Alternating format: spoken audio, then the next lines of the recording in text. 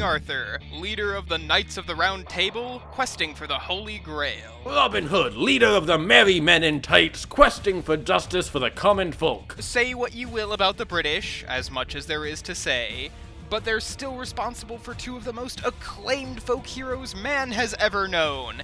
And with most folk heroes, of course, parody is sure to follow. You already know who we are. And we're here to research their strength, speed, talents, and tech to find out who would win.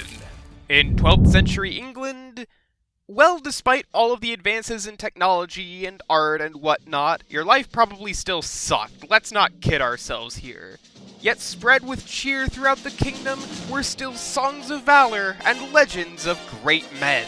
And among them, no one was as great and powerful as King Arthur, wielder of Excalibur, ruler of Britain, and lord of Camelot. But we're not going to that Camelot. 'Tis a silly place anyways. Instead, we're going to the distant, mysterious past of 1975. As this version of the tale begins, King Arthur received a great vision and a task from God himself. Find the legendary Holy Grail. Which, yes, I know doesn't sound too different so far. Don't get used to it. And so, along with his servant Patsy, he'd assemble the greatest knights the kingdom had to offer. Or at least the guys he could scrounge up. All the classics are here.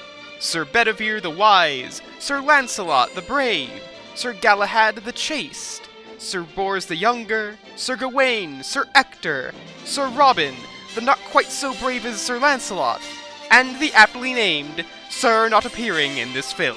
Together under Arthur's leadership, they would quest far and wide, and only most of them would die horrible, painful deaths. It is a dangerous world out there. Black knights, horrible monsters that changed the animation style, killer rabbits with bitey teeth, and worst of all, women who want to get in your pants. Truly a terrible peril. Good thing Arthur's one tough cookie. His Excalibur may not be quite the sort of legend that the OG has, but it's still able to cleave right through heavy steel armor like butter, even when Arthur's not really trying. The Black Knight, who Arthur was able to beat single-handed... He didn't beat him. What? They fought to a draw. What are you on about? The man's got no limbs left. Yeah, so it was a draw. I don't... okay, the Black Knight who Arthur was able to fight to a draw could even throw his sword with enough force to go through metal, and was described as having the strength of 10 men. The guy had vanquished the Saxons and quested for years, and now with Excalibur gifted to him by the Lady of the Lake, he was all set for his greatest quest yet. Personally, I think women in lakes giving away swords isn't the best indicator of heroism, but what do I know? I imagine it takes a fair bit to be a hero in this world, when even schmucks like Patsy can survive being hit by a flying cow catapulted at him by some exceptionally rude Frenchman. An impact of 11.4 kilojoules of energy. Then he hoisted that same cow off of himself, with cows weighing hundreds of kilograms. We also see later that this cow broke Patsy's arm, implying he lifted it all with one hand. Damn, do you know how rude a Frenchman has to be for it to be considered exceptional? I shudder at the thought. Arthur himself was able to shrug off a seep from that same catapult, though I don't know why they're hurling seep around when their bladders can apparently stop earthquakes. I'm starting to think that the servants are the real heroes here. Lancelot's servant was mostly unharmed by a direct arrow to the chest, and if it wasn't for Robin's minstrels, the group would have perished in the winter. What did the minstrels do? Well, I imagine they went great with ketchup. Right. Well, try as they might, Arthur and his knights couldn't track down the Grail, and believe us, they tried.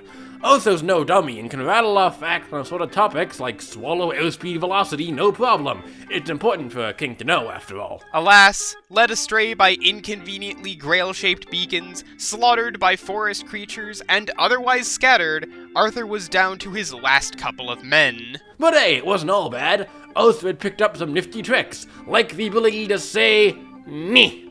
A word too horrible that any who hear it are forced to recoil in pain and fear. Certainly a more effective phrase than, say, "Icky, icky, icky, icky, patang, zooboing," which itself isn't exactly worth the shrubbery.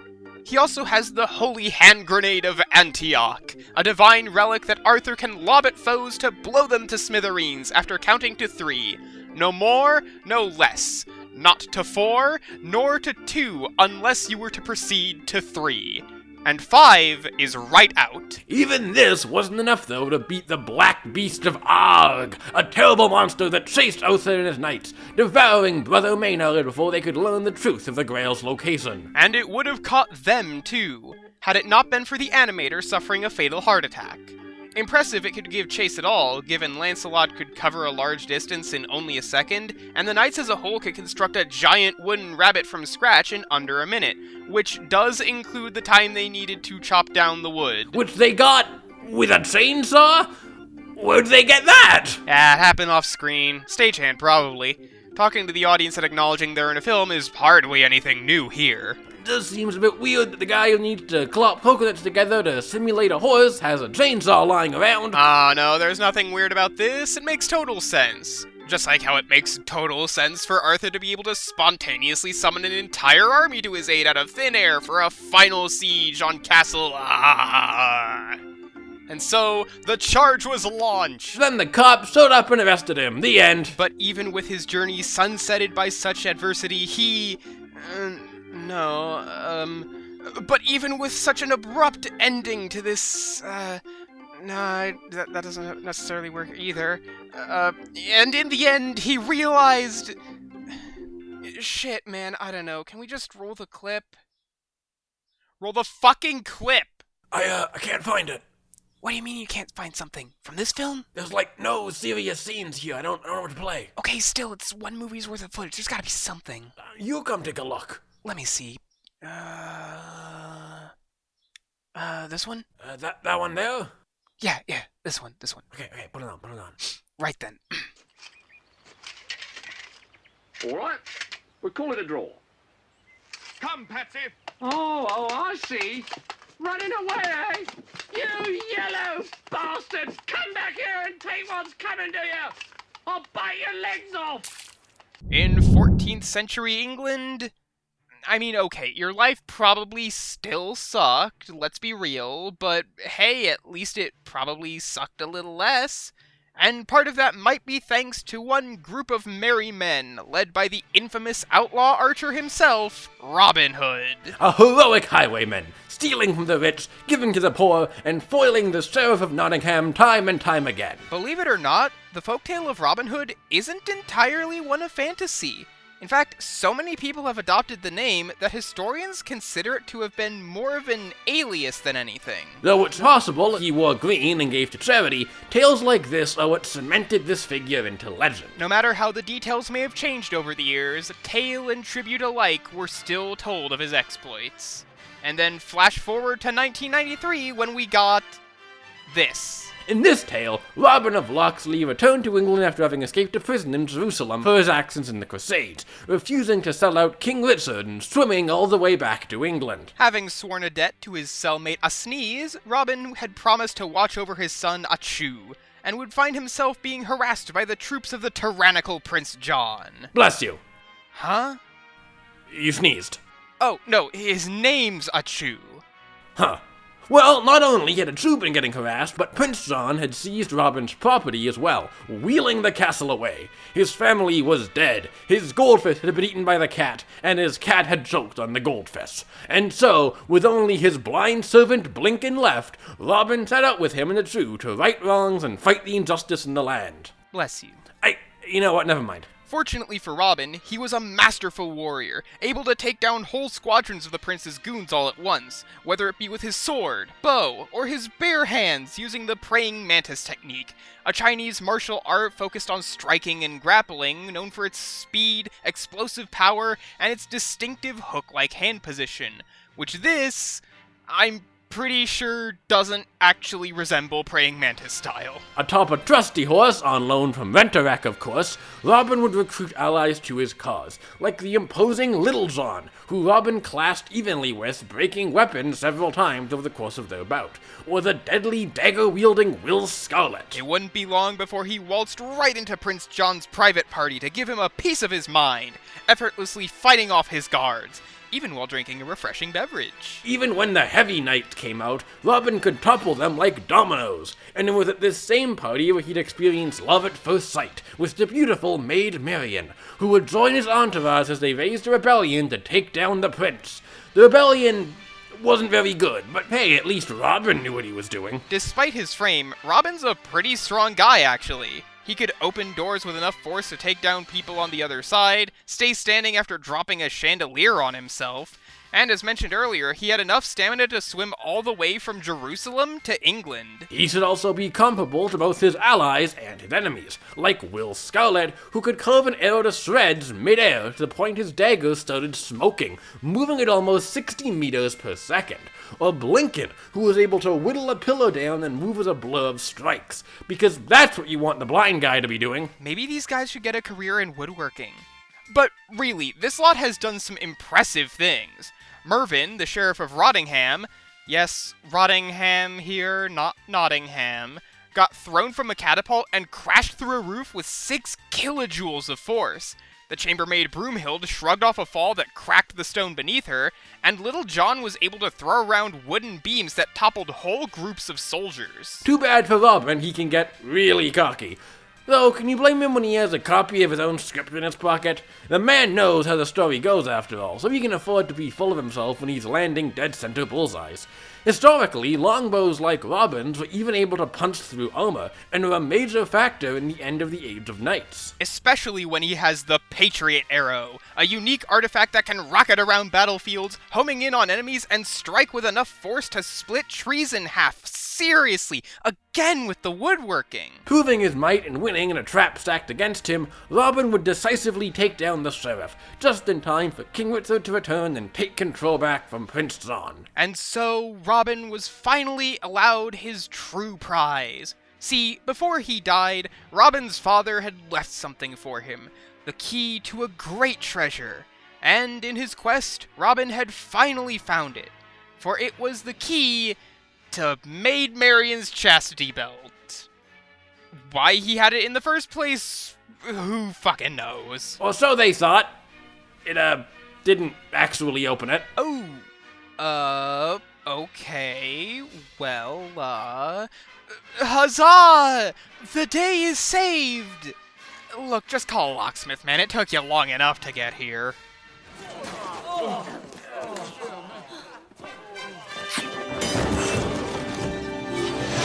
No. Okay, the fighters are ready, the numbers are crunched, and it's time to run this. Let's get ready for a death match!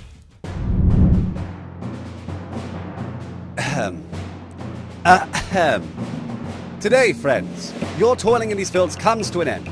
I am Robin of Locksley, and me and my merry men have traveled the land in search of oppressed citizenry such as yourselves.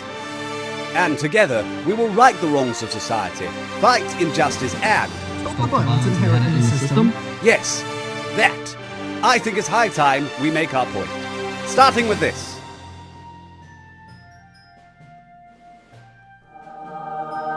What if the wind's blowing against them? Well, then it becomes ground speed. Very different kettle of fish there. Whoa! Why, it's the Holy Grail! Dismount! Excuse me, pardon me. Coming through. Hey!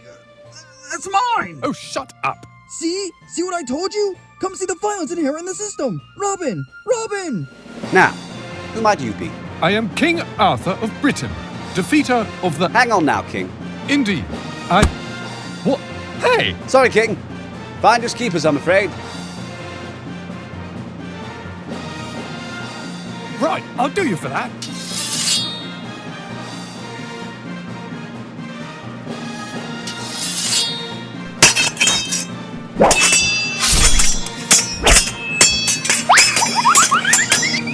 There it goes! After it! Why are you telling me this? Good point. This seems like a health hazard. Maybe I should do something about that later. Aha! Slippery thing, isn't it? Aha! Now that sounds familiar.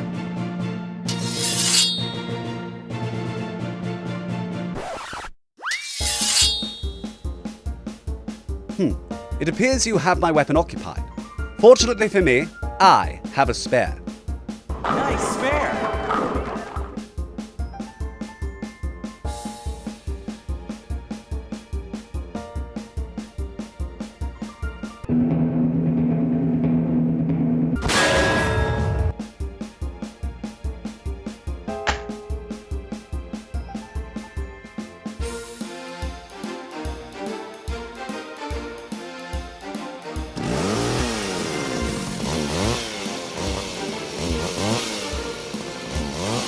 Well, that seems like an escalation. I know what those fish are capable of. Jesus Christ! Right. Sorry about that. Oh, I think this one's yours. If lost, please return to the Lady of the Lake. Well, Miss Lady of the Lake, I must say, you look more manly than I was expecting. Oh, give me that. Right then. As per the knightly code, I hereby... Knightly code? You came at me with a bloody chainsaw. Well, it wasn't bloody yet. Ow! Ow, he says. Some jump that was. You're still standing. 'Tis but a flesh wound. Sire, 'tis a fake. I have the real Grail here. Ah, of course. Well done, Patsy. Wait. Then what's this one? Why don't you go see?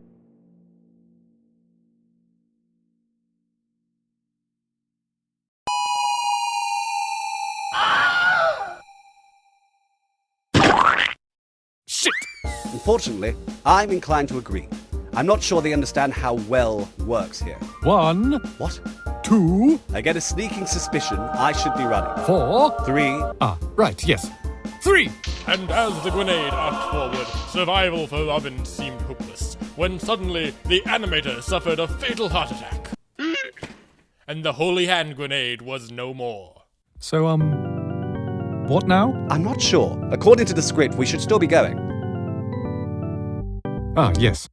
That fellow died, unfortunately. Very tragic. You're what? Ow! What? You shanked me! Did not. Did too! The ominous text didn't say so. The ominous text isn't saying much of anything right now. Yes, it is. He does not!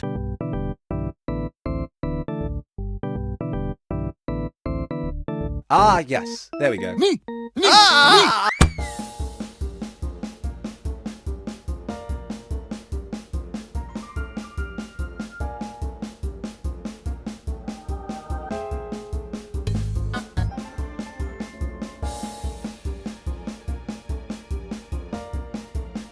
Right then, let's end this, men. Men. Ha.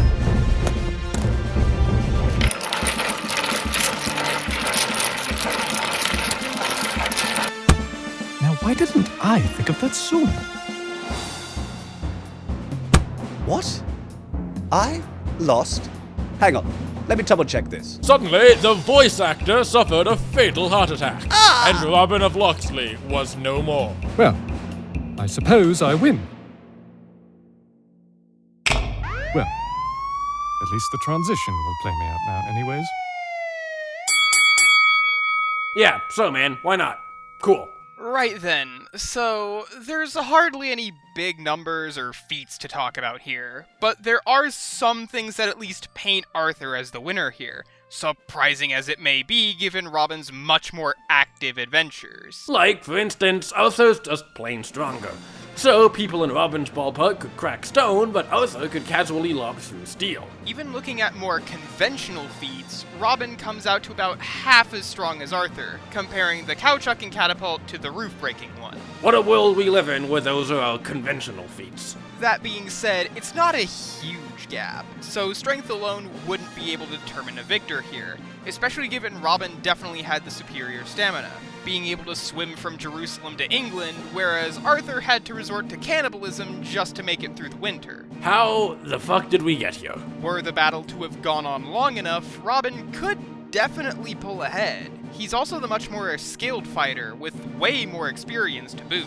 So, let's look at both what tools they bring to the fight and how quickly they can use them. For starters, a contest of sword versus bow clearly favors the bow, and with archery as good as Robin's, a nice clean shot could take out Arthur pretty easily. So we've seen people in Holy Grails shrug off direct arrow shots, but not one to their head, a target Robin would be able to hit. Especially with his ace, the Patriot Arrow, which would be able to chase Arthur down and ensure Robin lands a killing shot. Unfortunately, Robin just isn't fast enough to actually pull that off. That may come as a surprise given Will Scarlet could swing his daggers at 60 meters per second, but let's talk about Arthur's surprising showing of speed. What would that be, exactly? Is it behind the rabbit? It is the rabbit. While it's impossible to get an exact number for the speed at which Arthur and company built their Trojan rabbit, we can get a general ballpark by estimating how long it would take a normal group of people to do it, and then multiplying typical human speed to match the time frame it took Arthur's knights. Turns out, even if you think a group of less than a dozen ordinary people will be able to create a giant wooden rabbit from scratch, including getting the wood, in only 20 minutes, it would still mean Arthur and co. would have to be acting at over the speed of sound to pull it off in the 39 seconds it took them, well beyond anything Robin and his merry men have shown.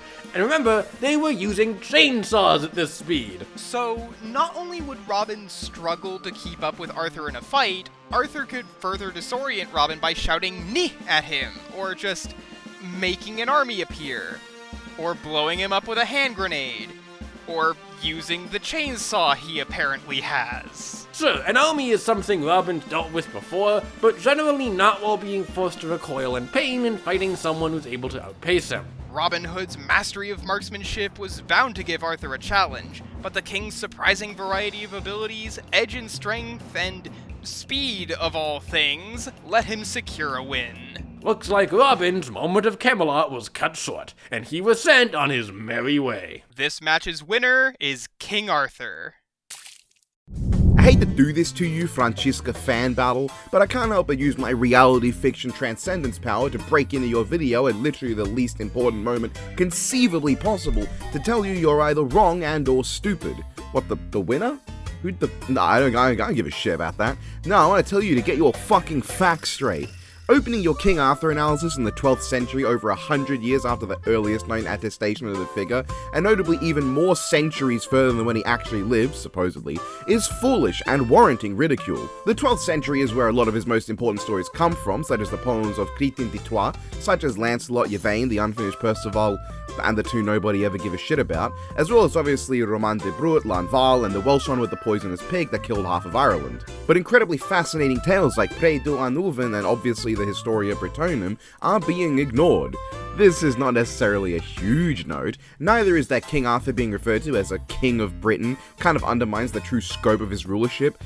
He was King of Britain, which at the time was basically all of Europe, including him being Emperor of Rome. That said, saying he was like the greatest and strongest of the knights only really applies to prior to or super early in the 12th century, because at this point it was clear that many knights of the Round Table were his better in strength or combat. I mean, you had Gawain, Yvain, Lancelot, Perceval. It's really only in the Welsh one where he's able to 1v1 the Doom Pig that it counts. But the most truly egregious of all your claims is the absurdly baffling one that King Arthur being given a vision from the Lord to search for the Holy Grail is not too different from the original stories. This could not be further from the truth. There was no vision from the Lord in the sense depicted. It was a more allegorical and mystical thing where the Grail kind of just floated in for a bit. But Arthur didn't do the fucking quest. It was the entire Round Table that did. The Grail quest is first and foremost the story of fucking Galahad, the bestest boy there ever was. King Arthur's visions in fact hardly have any correlation to God. They often represent him with the dragon, which you might know is not the symbol of God. But it is his soul, and he did see himself winning the war against Rome before he actually got there through a vision of a dragon slaying a bear. All the Robin Hood stuff? It's generally fine from what I know. Some say he appeared as early as the 13th century, but like, the earliest obvious reference is in Visio Welemi de Petro Plowman, decidedly in the 1300s, though the exact year isn't completely clear. There is apparently references in legal documentation from 1261, however, of the name, thus it probably originates from before that year, but that can't really be proven. What I take issue with is the ignorance towards Arthur's potential historical origin point. Multiple suspects have been given. Lucius Artorius Castus is the popular one, but there's also Ambrosius Aurelianus, or Aitur Marcaiden. Not to say any of them were that, but like there's hypotheses out there. Come on, fuckers. Anyway, that's all I had to say. Goodbye. Go watch Not Death Battle.